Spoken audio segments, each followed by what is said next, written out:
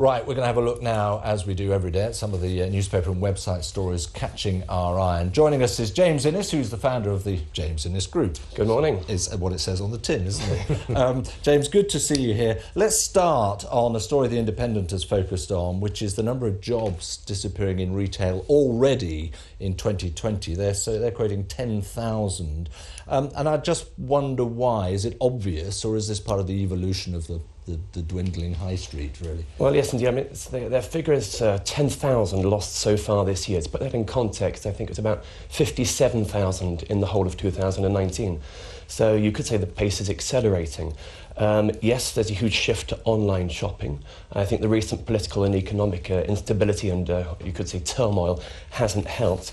At the Office of National Statistics, they said that 65% of all retail cashiers and checkout operator jobs will become redundant in future, 60% of staff working in stock control. So you could argue it's inevitable. Obviously, it will create some new jobs, but it's still very bad news for an awful lot of people. I mean, some of this is down to changing consumer habits, people shopping less on the high street, more online.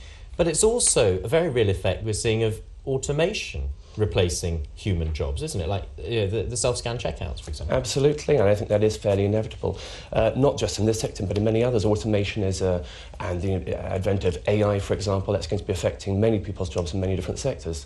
I'd say it'll create some new jobs, but still, overall, it's bad news for a lot of people. Unemployment rates obviously remain very reasonable for the time being, but that's not going to help you if you're working for HMV at the moment and you've just been laid off. Yeah, reinventing the high street just gets more important by the day, doesn't it? I know our local high street is full of empty shops, closed down, boarded up. It's a sign and of the times. And of course, it's easy to forget there's a knock-on effect, because if the people aren't working in those shops, they're not taking a lunch break, they're not buying a sandwich from the sandwich shop down the road, that then has, and there's a vicious circle. Downwards spiral for the whole local economy, certainly. Yeah. Let's have a look at a story that we're running online, BBC Online, which is Sainsbury's ready to pledge £1 billion to cut emissions down to zero by 2040. I mean, all these dates are a little bit ephemeral, aren't they, whether it's 39 or 40, but still, big commitment. £1 billion, it's certainly a lot of money. 2040 is their target. The government's own target is 2050. I believe their rivals Tesco's, their target is also 2050. But the goalposts might be somewhat nearer, shall we say, because it depends how you define it. They're going to be reducing emissions internally, areas like refrigeration, transport, heating and lighting. But the deal didn't originally extend to their supply network, which actually accounts for most of their emissions. But Mike Cooper was interviewed not an hour ago. Obviously, they've been taking quite a bit of flack over this, the fact that, yes, this is a great target, well done, excellent, but where are the goalposts here? And he said they're going to be sending out a letter today to all their suppliers. So maybe that position will be changing, and, well, we'll see in 20 years' time whether they manage to actually meet that deadline. This will be supermarkets squeeze suppliers again story very quickly then. It'll probably turn around to that in the next week or so, absolutely. But it does take a big player like a major supermarket to create the shift that's needed in behaviours, doesn't it?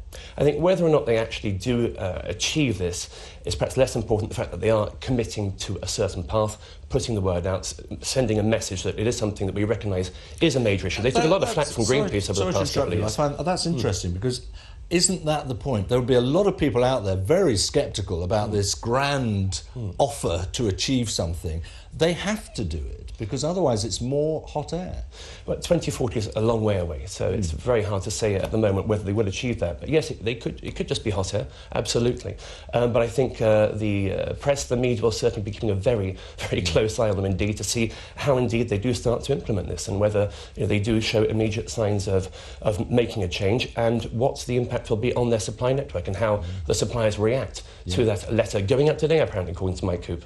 OK, it's a good running story, that will be. James, thank you very much. Thank you. Nice to see you, James.